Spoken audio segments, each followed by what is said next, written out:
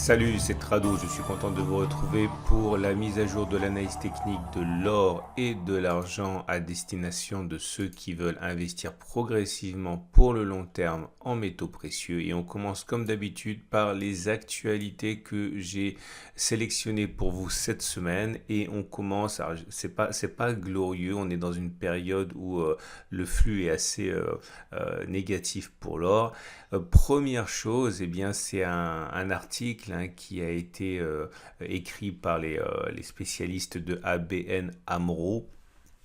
Et la banque néerlandaise considère que l'or devrait être décevant encore, avec une vision assez négative de ce que pourrait faire le métal précieux pour la fin de l'année. Raison essentielle, la hausse des taux d'intérêt un petit peu partout dans le monde qui enlève alors de l'intérêt de sa détention, puisque les investisseurs risquent d'être attirés par l'investissement en dette d'État plutôt qu'en détention d'or qui entre guillemets ne rapporte rien. C'est en anglais, mais tous les articles peuvent être retrouvés sur mon site et vous pouvez ensuite les traduire automatiquement. C'est vraiment très intéressant ce qui s'écrit à l'étranger.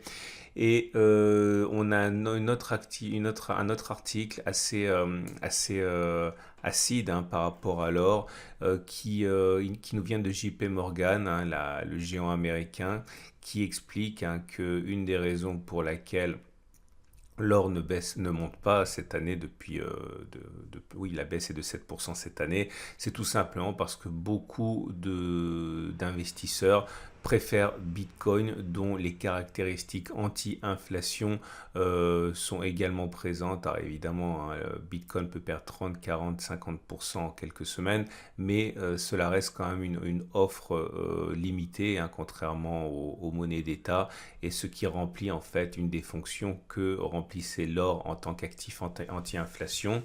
Et pour terminer sur une note un petit peu plus positive, un article qui vient de Business Maverick qui explique, on a déjà parlé, que le scénario de l'inflation est bien présent dans la tête des investisseurs, mais le scénario de la stagflation commence à inquiéter une frange importante des analystes, puisque l'inflation, c'est une chose, mais ça peut très bien accompagner une forte croissance économique, c'est ce qui se passe généralement. Mais par contre, lorsqu'on a une stagflation, c'est-à-dire de l'inflation et de la récession, c'est une autre histoire.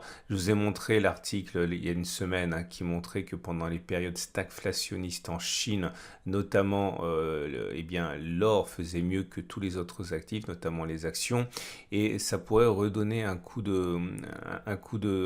regain de forme à l'or, puisque si effectivement il fallait se préparer à un scénario stagflationniste, eh bien, de nouveaux investisseurs pourraient venir s'intéresser au métal précieux. Et je termine avec une très belle vidéo, c'est la première d'une série qui est consacrée à l'histoire de l'or, et notamment dans ce premier épisode, ce qu'il s'est produit pendant la Deuxième Guerre mondiale avec l'or français détenu, et vous allez voir, c'est vraiment très très très intéressant.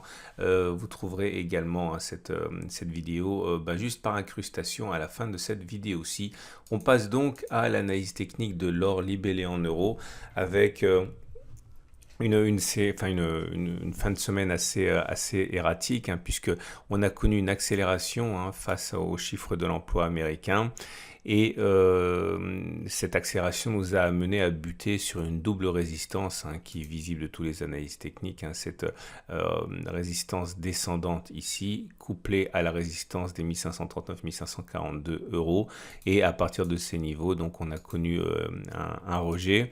De toute manière, on n'est pas sur une zone d'accumulation rationnelle. La zone d'accumulation rationnelle est celle-ci, 1480-1473. On a bien vu les rebonds successifs dès qu'on vient sur cette zone, comme un éventuel retour sur les 1448-1463, ou alors il faudrait attendre que l'on clôture au-dessus de tous ces obstacles, au-dessus des 1567, à mon avis, pour voir des entrées massives rentrer, et c'est pas pour tout de suite. On regarde l'or libellé en dollars. Et l'or libellé en dollars est dans une situation similaire, à savoir capé par une zone une oblique descendante, ainsi comme ça. Et nous avons une zone d'accumulation rationnelle qui est à 1724-1734. En deuxième rideau défensif, c'est le support des 1673-1687. Ou alors, je considère qu'en cas de clôture au-dessus de la résistance des 1829-1834, on pourrait voir de nombreux investisseurs rentrer sur Mars. Et donc, ça serait une zone d'accumulation rationnelle également.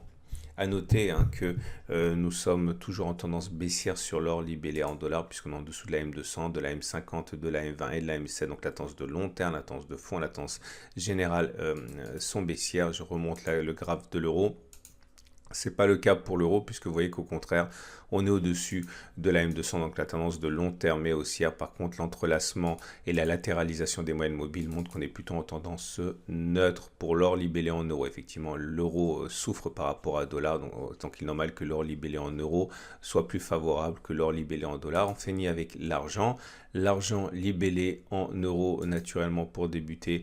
Et là aussi, on voit la manière dont l'oblique descendante a martyrisé les cours. On est venu buter dessus. On est en dessous de la M200 qui descend, en dessous de la M50 qui descend. Mais on est passé au-dessus de la M20 et au-dessus de la M7. Donc la tendance de long terme est baissière, la tendance de fond également. Mais la tendance générale et la tendance de court terme ne sont plus baissières. La zone d'accumulation rationnelle, c'est celle qui nous a déjà servi à 18,6, 18,9. Ou alors, on verra plus tard lorsque l'on cassera certains de ces obstacles. On termine avec l'argent libellé en dollars pour un constat équivalent, à savoir la tendance est en train de doucement changer. On est toujours en dessous de la M200, en dessous de la M50, en dessous de la M20 aussi, mais au-dessus de la M7. Donc la tendance de long terme, la tendance de fond, la tendance générale sont baissières, mais pas la tendance immédiate. Zone d'accumulation rationnelle, celle qui a déjà été sollicitée à 21,4, 29, voire les 23, 21,3 si on y va. Mais en tout cas, nous ne sommes pas là tout de suite en zone d'accumulation rationnelle.